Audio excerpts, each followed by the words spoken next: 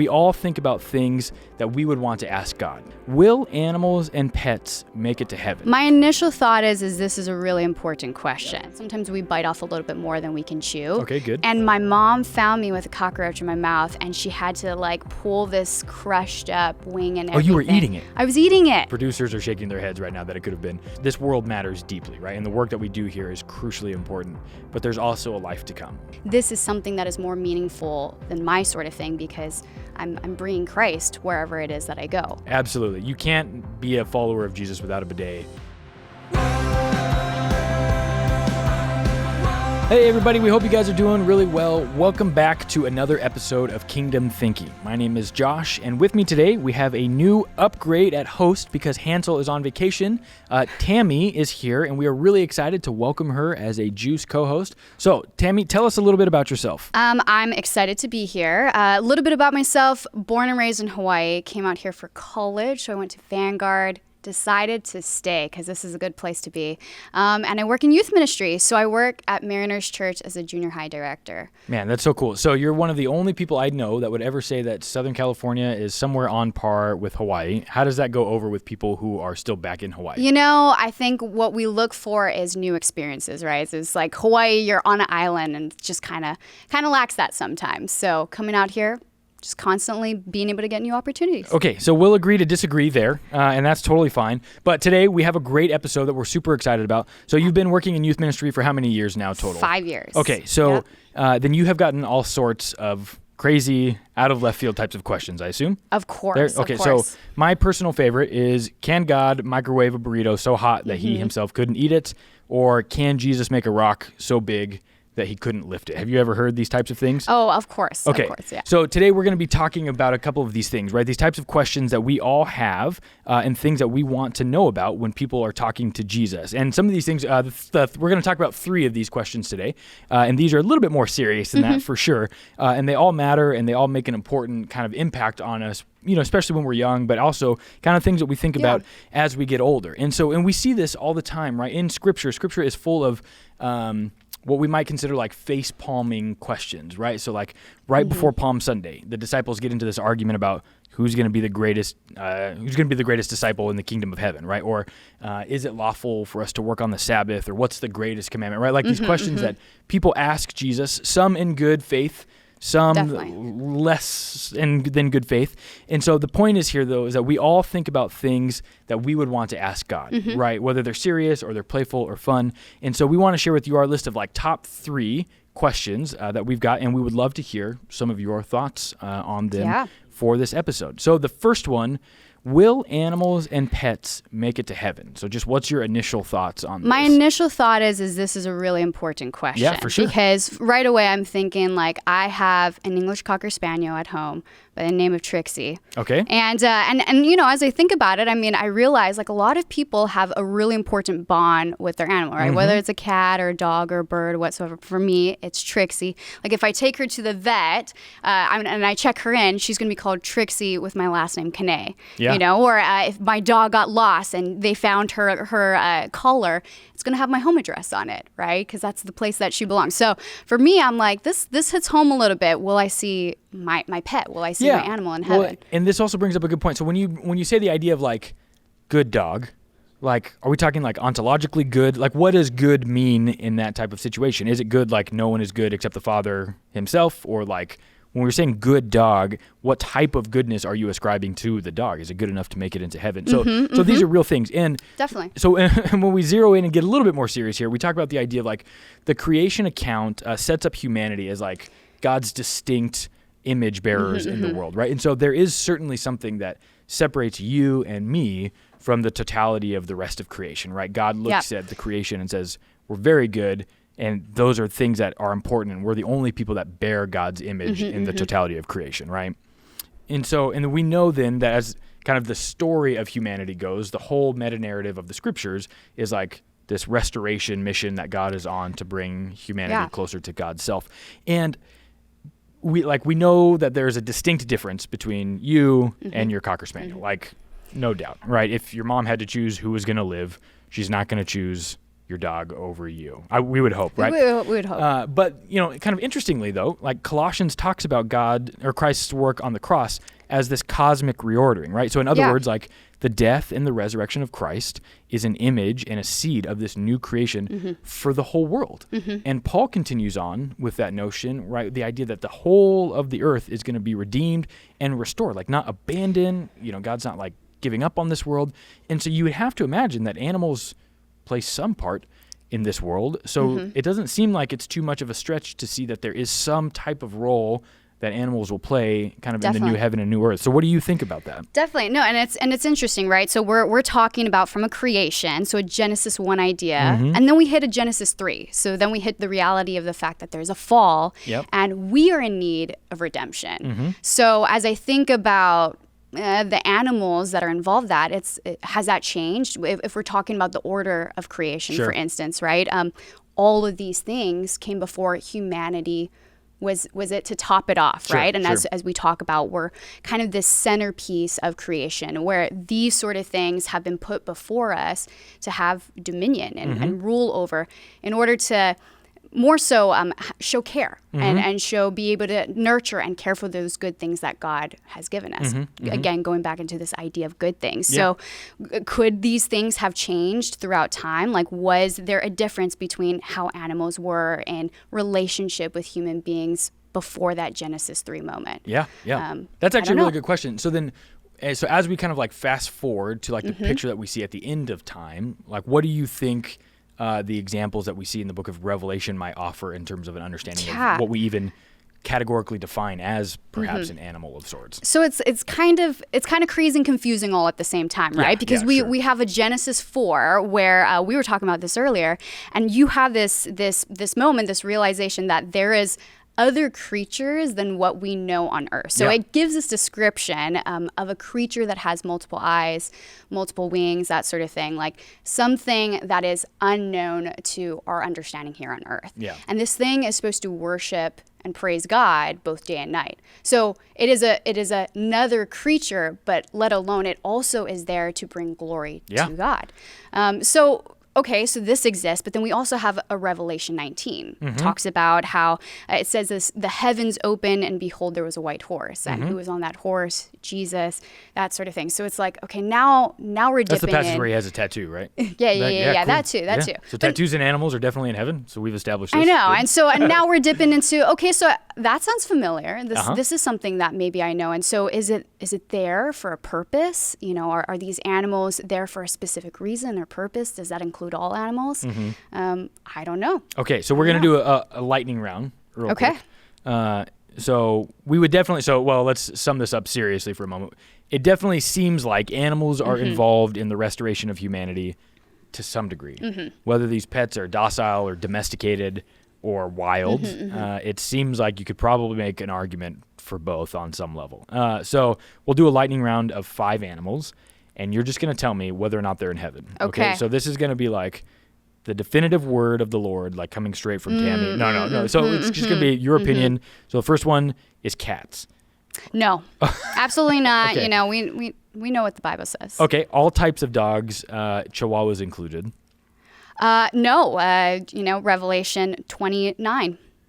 The mark of the beast. The mark of the beast. Yeah, the Chihuahuas is the mark of the beast. Sure. Okay. Yes. Okay. Cockroaches, are they in heaven or not? Absolutely. There. Yeah. We need them to help take care of you guys have pretty big flying the dirty cockroaches crumbs on our ground. In Hawaii, yeah? We do. They fly, yeah? Flying huge cockroaches. Yeah, same in the Philippines where I grew up. Awful. I had a moment where my parents had to take a cockroach out of my mouth when I was 2 years old. Okay, wait. So we didn't plan for this. I know. But we're going to talk. Can we do a quick story on this? Can you fill us in? Yeah, I was a baby. And my mom found me with a cockroach in my mouth, and she had to pull this crushed up wing and everything. Oh, you were eating it? I was eating it. Oh my gosh. I was eating it. Okay. It wasn't an accident. It was intentional. In just a little bit, we're also going to talk about food in heaven. So, we could get a variation. There's not a lot of things that make me sick to even think about, but hey, that moves near the list. So it's possible. Okay. Cockroaches in heaven, they're going to help pick up the crumbs. Okay, monkeys. Monkeys? All breeds of monkey. Yeah. I mean, I don't know. Do they have souls? They think at a higher level than any other creature? Okay. Really aquatic animals. So like dolphins, let's say. why not? Okay, why not? good. We got Why a not? variety of cockroaches, monkeys, Sure. and Yeah. aquatic All things animals. that you shouldn't eat, but you probably can if you try hard enough. So as we transition into this idea of eating and enjoying food, right? This to me is probably one of the most personal things about not just youth ministry, but about ministry in general, right? Like, I don't know how to plan an event. I don't do anything event related in church ministry that doesn't have without food like as a central part of it. You know, it's like 85% of my budget is food, basically for every year for when we're doing stuff. So your favorite food and your least favorite food, what are they? Favorite food is salmon. Okay, I mean, salmon. Makes sense. Least favorite food. So you said It's cockroach. You said that you're from the Philippines, right? Okay. How long did you live in the Philippines for? For several years. And so you know what balut is? Have you had balut? I have been to the Philippines, and that is a delicacy. It's it's like one of my wife's favorite snacks. Oh my. Yeah. Yeah, it's not allowed in our house, but it's one of her favorite snacks. That is, it's a fermented, if you don't know, fermented duck egg. Yeah. Yeah. And you can still like catch a bit of the fur. It's the whole process of like seeing the baby bird that is slimy and then could have a beak on it. Yeah. Could have some feathers. You get what you get. Yeah. But you know. Well, and that's, it's kind of like one of the prizes. Salt. Yeah. It's kind of like one of the prizes, right? You don't know. Okay. So this actually brings up a good point, right? When we talk about this idea of like, will there be food in heaven? Oftentimes that comes with a lot of preconceived notions as to what we think is considered good food. Right? And so, I agree with you. Does this have limitations? Yeah, balut is not something that I would want to eat. But my wife would fist fight me for saying something like that. This has got to be here. Yeah. This is at my feast. We talk about the feast that we're going to be entering into. Right. So, as we get into this, messianic banquet table that we are all invited to, is the question becomes, what does it look like for us to say that, food is a crucial part of heaven, right? Sure. And the role that it plays and the centrality of what it does for not just relational intimacy, but for friendship, for breaking boundaries, for establishing peace treaties. All of those things are so important, right? And we see this even on a biblical level, right? In Matthew 26, Jesus ratifies the new covenant with everyone by breaking bread, right? And by sharing in this communion meal together, and then talking about how he himself, right, is this kind of sacrificial meal that's going to have to be consumed until he comes. So clearly the imagery of food is important. So what role do you think food plays in the life to come? Yeah, I mean, I think it's so interesting because when I think about how Jesus does use it in this relationship that he's having with Zacchaeus, just being able to bond over simply sharing a table, right? This is a step for him to say, I'm kind of putting myself on the same playing field with you for right now. Yeah, absolutely. And because of that, we get to see kind of a restorative moment begin to take place because we looked at this was a moment where grace and the righteousness of Jesus begins to be shown to Zacchaeus, right? Yeah. And so, I mean, I think that it is so much to be able to show that this is a part, God is inviting us into his community. I think about it on a personal note, right? I mean, when it comes to us doing ministry, we're both pastoring over students and leaders, right? And I think of some of the most significant moments that I've experienced has been over a shared meal. Always. I mean, it's way more penetrative as of its importance or as an important thing than a message that you preach or a song that you sing. Yeah. Because it's so, I think you're right on the money, right? It is such a shared equality. But even in the Gospel of John, after Jesus comes back from the dead, right? He shares a meal around a fire with people, even in his resurrected state, right? So where he's kind of seemingly in between this not quite fully heavenized, but certainly not just earthly, in that post-resurrected body. So there does seem to be some indication that food will play some role, right? Definitely. And so if the idea of the resurrected Jesus, who's kind of this picture of what our glorified bodies look like, are we also going to eat when we get there, right? Kind of becomes this question that we feast on, no pun intended. So you can pick 3 things to go to heaven with you, food-wise. What are they?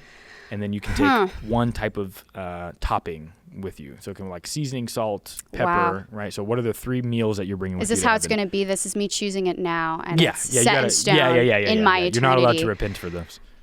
All right, that was hard. Everything on the internet I'm going back to salmon because I said salmon was one of the favorite things, and it's probably something Jesus ate familiar with, right? Some type of fish. I'm gonna bring in a turkey sandwich because Okay. It's just simple. Like you could eat a turkey sandwich almost every day. And it's just one of the things that doesn't go bad, you know? People might judge me that I might go to a fancy sandwich place, but I'll still get a turkey sandwich. And then the last one, I'm going to say, let's do sushi. I know we're a little. Okay, so a lot of aquatic stuff. Yeah. Okay, good. And then what's the seasoning you're bringing with you to heaven? The seasoning, am I going to? Don't say mayonnaise. Well, I'm not going to put salt on my sushi. That's fair. You wouldn't put salt on any of those things, would you? I want mayonnaise on my sandwich, though. Ugh. Am I going to do it for my? I think I'm going to do it for my sandwich. Okay. Because I can't do it without. That's gross. That mayonnaise. Okay, fine. So then the next question becomes: do we poop in heaven? Right. You know, so I've thought about this a little bit. Okay. Right. So if we are eating food, and part of it is that we would have the natural processing and have to go to the bathroom. What about the toilet? Yeah, where does it go? So I think about modern day toilets. It goes to hell, probably. And modern day toilets are like amazing, right? And it's just I have my own stall. It's like, I mean, you go to Japan and it's a 10, right? You got washers and everything like that. Or is it going to be a Jesus toilet, you know? A Jesus toilet does include bidets because if you don't have a bidet, for everybody who's watching, if you don't have a bidet in your home, your butt's not clean. Like, do you have a bidet? Oh, yeah. No way. Absolutely. You can't be a follower of Jesus without a bidet in your house. They're like $35 on Amazon. The excuse to be walking around with like toilet paper butt anymore in America is like, we don't have it at this point. That's crazy. Is it like an attached bidet? Yeah, attaches over the toilet. You don't even have to do that much work. It's easy. Josh, I don't have a bidet. Yeah, then you're not a follower of Jesus. Just so you know. It's like there's still time for you. So we want modern day toilets with bidets. Yeah. Not a 2000 year ago kind of toilet. Yes, absolutely. Okay. All right. As long as we establish that. So good. So we understand that there's going to be some type of seafood in heaven. Food is the most central part of the gospel and the New Testament, largely in general, right? It's like almost the whole conversation of that, when we move into a serious discussion, like food is too essential to not have some part in heaven, right? To not have some central role, right? Like food and music seem to be things. Well, it's extremely symbolic, right? Yeah. It's for right now, it's a sign of hope, right? Yeah. It's a sign of prosperity. Yep. I think there it's going to be joy. It's going to be community. Yeah. Yeah. Yeah. And so I can't eat a lot of food, right? A lot of food makes me throw up and sick because I just have a weird couple medical conditions that keep me from being able to like eat food, which is out puking on command or instantaneously. What is like the biggest thing that you can't eat? I actually did a show here a long time ago, a couple years ago, and we had to they blended up this Happy Meal that we had to eat. But that's like food poisoning. And yeah. I don't know. Maybe it was. The producers are shaking their heads right now that it could have been. But the idea of having to drink that wasn't that big of a deal. But when I had to put my head in this gelatin that was full of kale and all these greens, the texture of that stuff made me just almost puke every time. I swallowed so much of my own vomit on this show. Yeah, it was a terrible experience. You swallowed so much of your own vomit. Yeah. So we don't have to get we don't have to get too into it. But the idea being I look forward to heaven. Vomit. Yeah, I look forward to heaven because it means my body will work the way that God intended it to. So I'll be able to enjoy things. I can't eat sushi. Sushi makes me so sick to my stomach. It's insane. And it's frustrating because my wife, also being from Hawaii, it's sushi and poke all the time are things that she wants. And so I have to just watch her there and it's nice. Yeah. Another bento box, chicken is good. All teriyaki chicken kind of tastes the same. And so I look forward to the heaven part of this conversation because it's to have a restored body to work the way that it's supposed to. That's an amazing thing. Okay. So cool. So, all right. So there will definitely be food in heaven. There will definitely be dogs in heaven. We don't know about any other animal. We're gonna say there's gonna be dogs. For sure. So I gotta see Trixie there. Yeah. So the final question, is there going to be work in heaven? What do you think about work? Are you a morning person? The first thing that I think about is that we're going to be out of jobs by the time we get to heaven. I mean, this is a good point. It's kind of going to be a bummer for our occupations we're working towards here on earth. That's true. There's no pastor role in heaven. Problem's going to be solved. Everyone's going to know about Jesus. So it will be nice to not have to do pastoral counseling once we get to heaven. Yeah. It's his favorite part. Yep. So we know that that's a good point. And so the Bible does offer us a like beautifully robust view of work, right? Yeah. Like we are created to work. We were created to take care of the garden. We were created to have stewardship over the earth, right? Like this theology of ecology is a very prevalent theme throughout the way that God desires for us to be stewards of God's creation, right? And it's something that we're like meant to enjoy. It's not supposed to be like this awful like hit snooze, try and go back to sleep, squeeze out another 5 minutes, there. So when we know that, right, as God delegates you and me and humanity as the keepers of creation, the notion here is that we are supposed to be people to till and take care and respect and love this world. And somehow stuff has gotten a little bit off track. So do you see the idea of work being a popular thing in heaven, or us doing some type of work-related activity when we get there?